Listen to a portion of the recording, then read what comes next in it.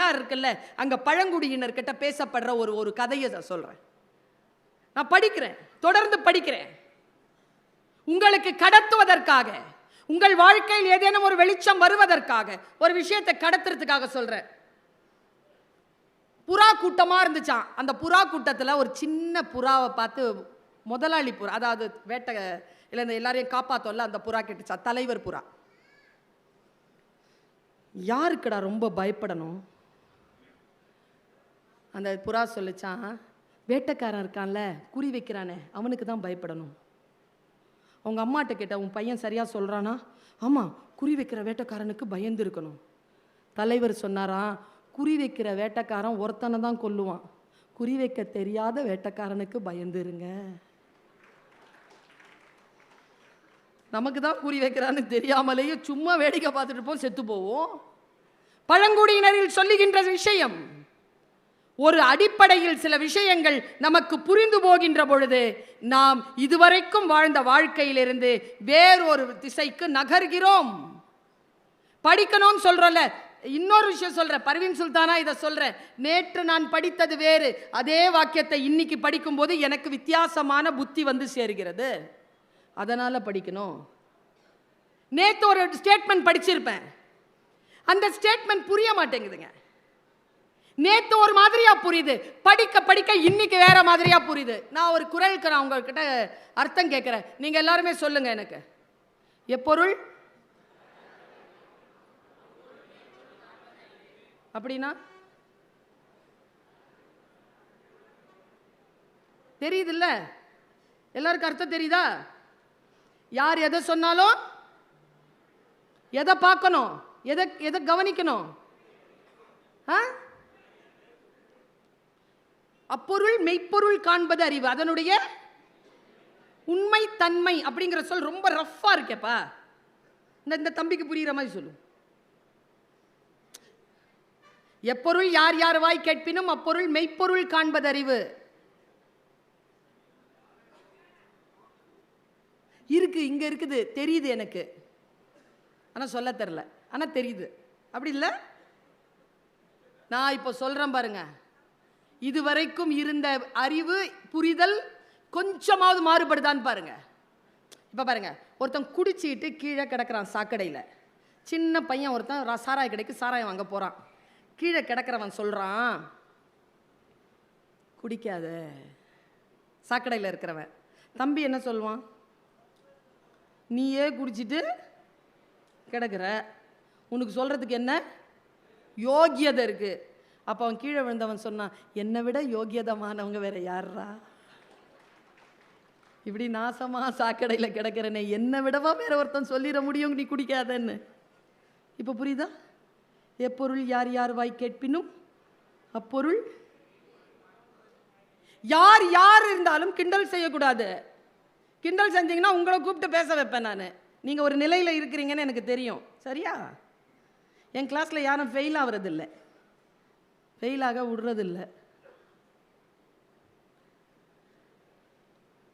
பாருங்க, அக்பர் அவையில் உட்கார்ந்திருந்தான். அந்த அவையில் பீர்பல் இருந்தான். பீர்பலை அழைத்து கொண்டு அக்பர் ஒரு தனி அறைக்கு போனார். தனி அறையில் உட்கார்ந்து கொண்டு அவர் தவம் செய்தார். நான் தியானம் செய்கிறேன், சரியாக செய்கிறேனா பார் என்றார். தப்பு தப்பா செய்வதை பீர்பல் பார்த்தான். பார்த்து கொண்டிருந்தான். இப்படியே தவம் செஞ்சுட்டே இருந்தா இவர் பைத்தியம் ஆயிடுவாருன்னு சொல்லி அப்படின்னா உள்ள இருந்து காவலாளி வெளியில ஓடி வந்தான். வெளியில ஓடி வந்த உடனே அக்பரை கைது செய் என்றான் பீர்பல். காவலாளி நின்றான். என்னை கைது செய்ய சொன்ன பீர்பலை கைது செய் என்றான் அக்பர்.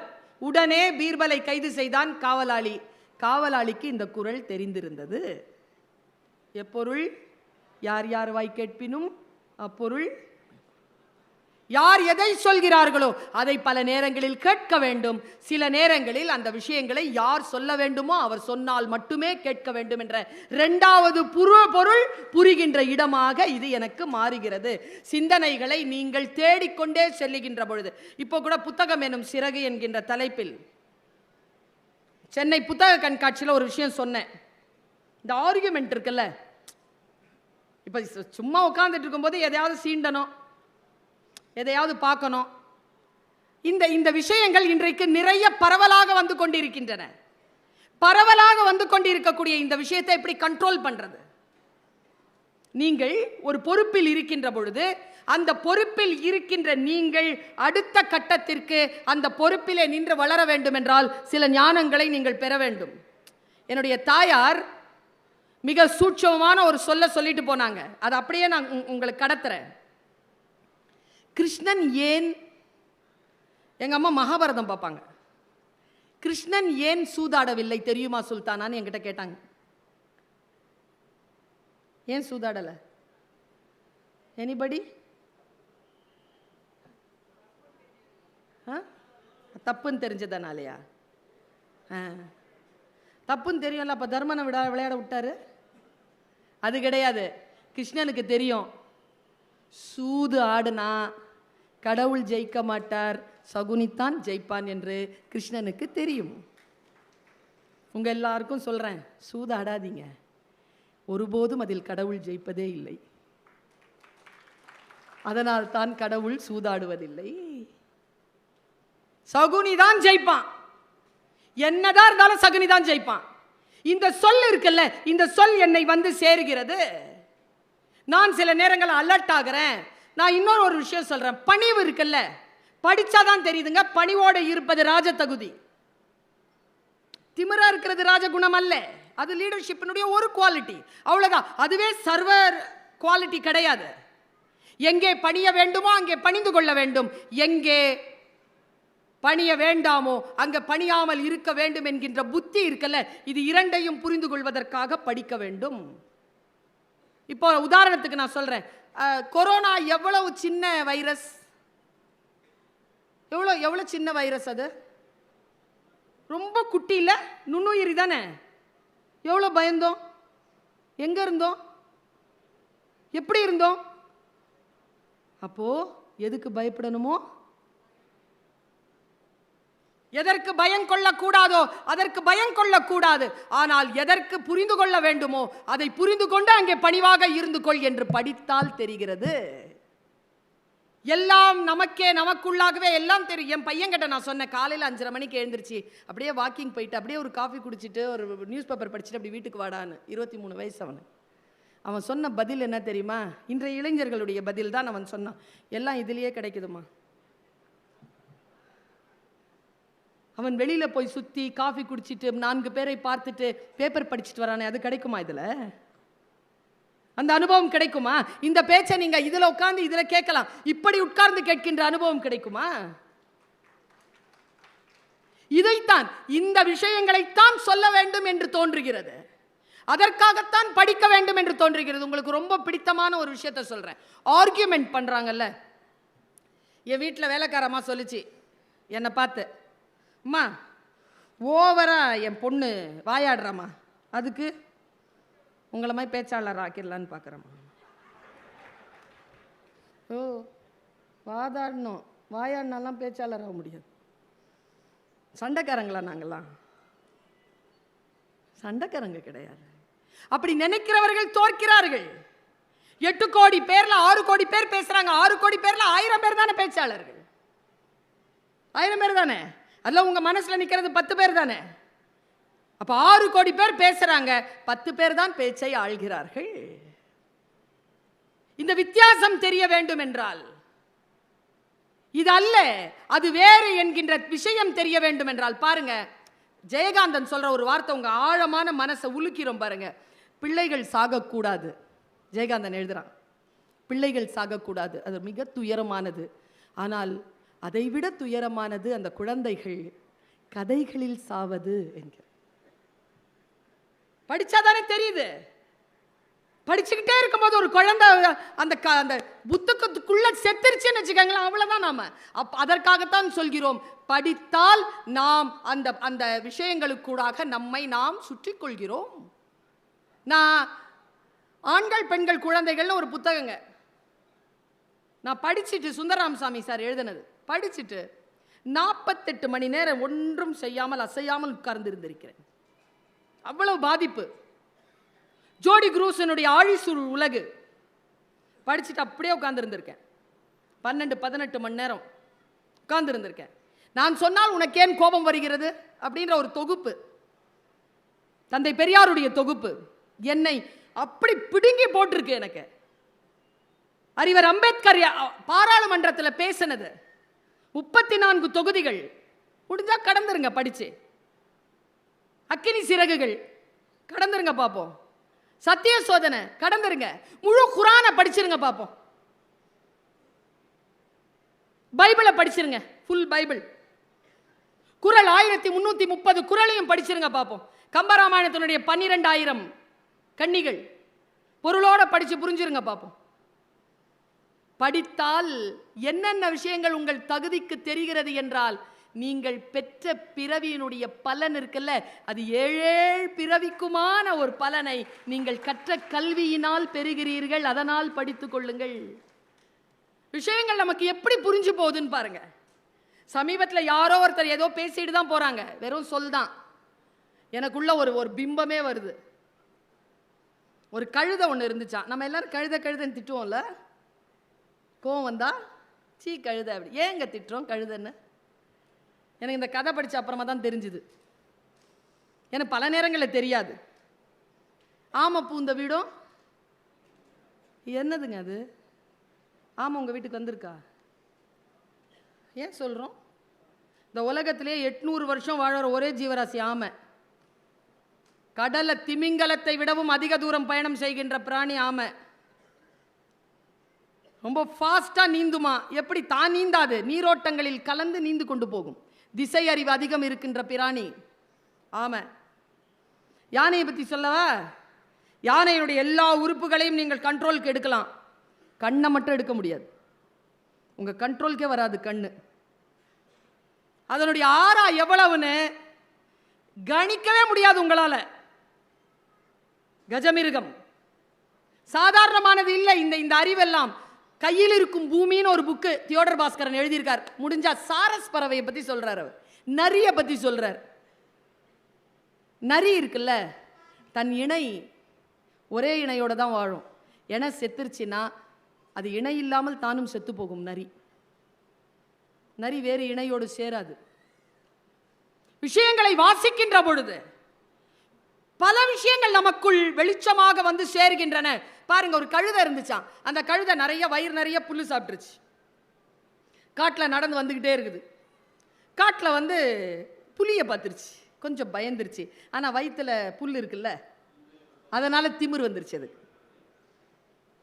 ஏய், நான் வயிறு நிறைய சாப்பிட்டேன் அப்படின்ச்சு. என்ன சாப்பிட்டேன்? புல்லு.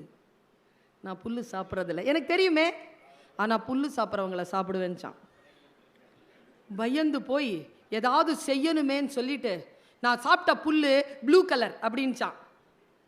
நான் புல்லு சாப்பிட மாட்டேன், நான் க்ரீன் கலர்னு எனக்கு தெரியும். நான் 2 பேருக்கும் ஆர்குமெண்ட் பிச்சிருச்சு.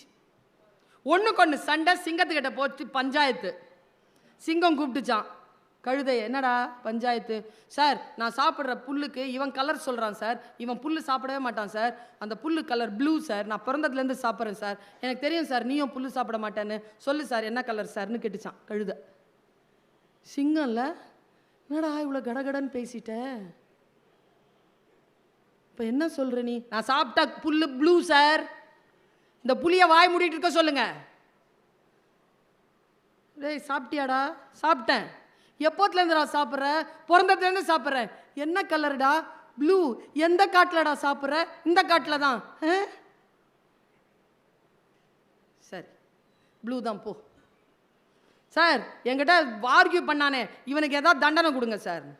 ஏய் புலி, 5 மாதத்துக்கு பேசக்கூடாது நீ, படா. இது ஜாலியாக கழுத போயிடுச்சு. புலி நின்று திரும்பி பார்த்து கேட்டுச்சான், நீ தந்த தண்டனை நான் ஏற்றுக்கிறேன், ஏன்னா நீ ராஜா, காரணத்தை சொல்லு. நான் நியாயத்தை தானே பேசினேன். நம்ம எவ்வளோ நாள் அப்படி நியாயத்தை பேசி தண்டனை வாங்கியிருக்கோங்க? வீட்டில் நியாயத்தை பேசுவோங்க, அநியாயமாக பேச ஒன்று கூட பிறந்தது. அப்பா அதை கொஞ்சுவார், முன்னாலேயே கொஞ்சுவார். நியாயமாக பேசுகிற நமக்கு எனக்கு நான் ரொம்ப அடி வாங்கியிருக்கேங்க. அதில் பெரியவங்கன்ற மரியாதை இல்லாமல் என்ன பேச்சு? அப்புறம் என்ன பெரிய பொண்ணுங்கிற மரியாதை இல்லாமல் சின்ன பிள்ளைங்களோட விளையாடிட்டு இருக்கிற? எனக்கு ஒரு அண்ணா, ஒரு அக்கா, ஒரு தம்பி, ஒரு தங்கச்சி. நடுவில் நான். அதுங்களோட பேசினாலும் திட்டு, இதுங்களோட பேசினாலும் திட்டு.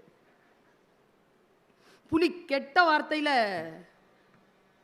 திட்டு வாங்கிருச்சு. அறிவில்லை உனக்கு? 5 மாதம் பேசக்கூடாது போன. எனக்கு எதுக்கு தண்டனை சொல்லு? கிரீன் கலர் தானே, ப்ளூ கலர்னு அது சொல்லுதுங்கிறதுனால நீ பொய்யா சொல்லிட்ட. ஆர்கியூ பண்ண என்ன போய் நீ இது பண்ணுற? நான் சத்தியத்தை தானே சொன்னேன். இப்படி பேசுகிறல்ல, அமைதியார். உனக்கு ஏன் தெரியுமா இந்த தண்டனை? அது கழுத, நீ புத்திசாலி மிருகம். கணக்கில் சூப்பராக நீ இருந்தனா புலின்னு தான் சொல்லுவாங்க உன்னை எல்லாரும். அவங்க மனிதர்கள் நல்ல வீரமாக இருந்தால் வீரத்தில் புலியும்பாங்க.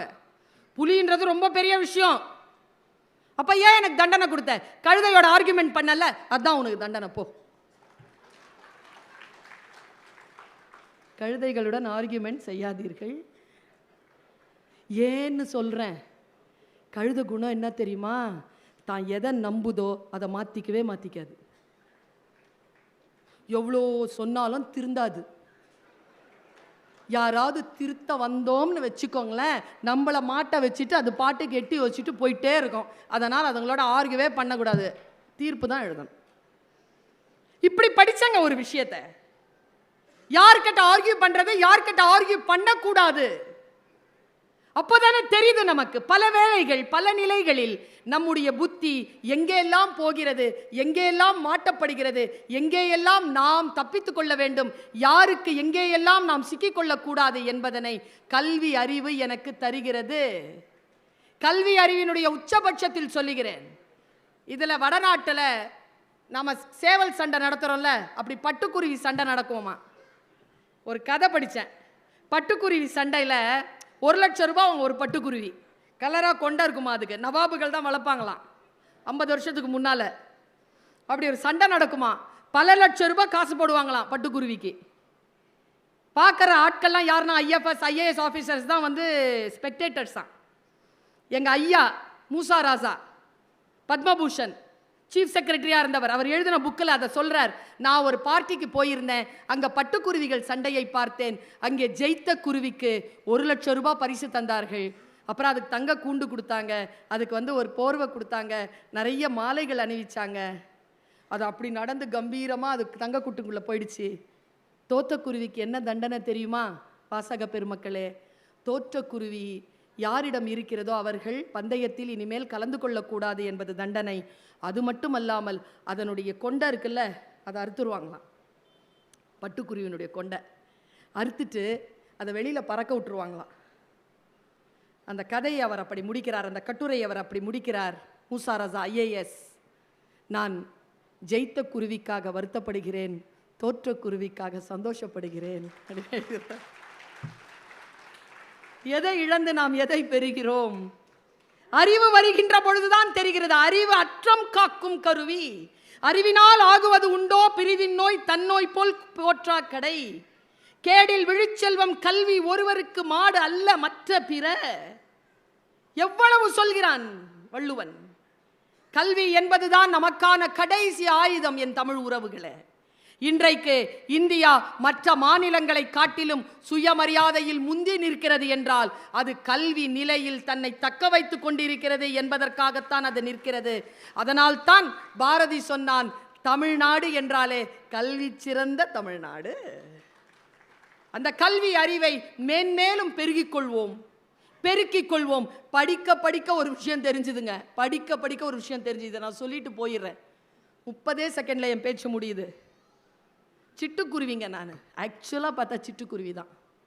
அவ்வளோலாம் பெரிய பேக்ரவுண்ட்லாம் ஒன்றுமே கிடையாது, சிட்டுக்குருவி தான். ஆனால் படிக்க படிக்க சிறகு விரிஞ்சுதா. சிறகு விரியும் போது சிறகை பார்த்தனா என்ன நானே அடையாளம் கண்டேன். நான் சிட்டுக்குருவி இல்லை, நான் ராஜாளின்னு. படிச்சிட்டேன்ல, PhD வரைக்கும் படித்தேன், எங்கேயும் ஃபெயில் ஆனதில்லை. எதை படித்தனோ அதை முழுமையாக படித்தேன். கல்விதான் ஒரே ஆயுதம். நமக்கான சுயத்தை, நமக்கான மரியாதையை, நமக்கான செல்வாக்கை, நமக்கான புகழை, நமக்கான பதவியை, நமக்கான பயணத்தை தருவது கல்வி மட்டும்தான். அதற்காக படிங்க. அதனால் தானுங்க அம்பேத்கர் படிச்சாரு. படி அப்படின்னாருங்க. எதங்க சொன்னார் அவரு? படி. கப்பல்ல வாங்கி படிச்சாரு. இந்த லண்டன் மாநகரத்தின் இந்த நூலகத்திலே எல்லா நூல்களையும் படித்த முடித்த 2 பேர், ஒருவர் காரல் மார்க்ஸ், ஒருவர் அறிவர் அம்பேத்கர்னு இன்னைக்கும் எழுதி போட்டிருக்கிறானே. நம் நாட்டினுடைய அரசியலமைப்பு தந்தை இல்லையா? பெரியார் சொல்றாரு படி. படி முன்னோன் சொல்வதற்காக அல்ல, உன் புத்தியை பயன்படுத்து. உன் புத்தியை பயன்படுத்திக் கொள்ள வேண்டும் என்றால் கல்வி என்கின்ற ஆயுதத்தை கையில் எடுன்னு நான் சொன்னேன்ல. நான் சிறகை விரித்த பொழுது வானம் எனக்கு வசப்பட்டது. நான் இன்றைக்கு சிறகை விரித்து பறந்து கொண்டிருக்கிறேன். என் தமிழ் நெஞ்சங்களே, விழுப்புரம் சார்ந்த என் தமிழ் உறவுகளே, சிறகை விரித்து பாருங்கள். நீங்களும் புறாவோ கிளியோ சிட்டுக்குருவியோ அல்ல, நீங்களும் ஒரு ராஜாளிதான் என்பதனை உணர்வீர்கள். வாருங்கள், சேர்ந்து பறப்போம். வானம் காத்திருக்கிறது. மீண்டும் சந்திப்போம். வணக்கம்.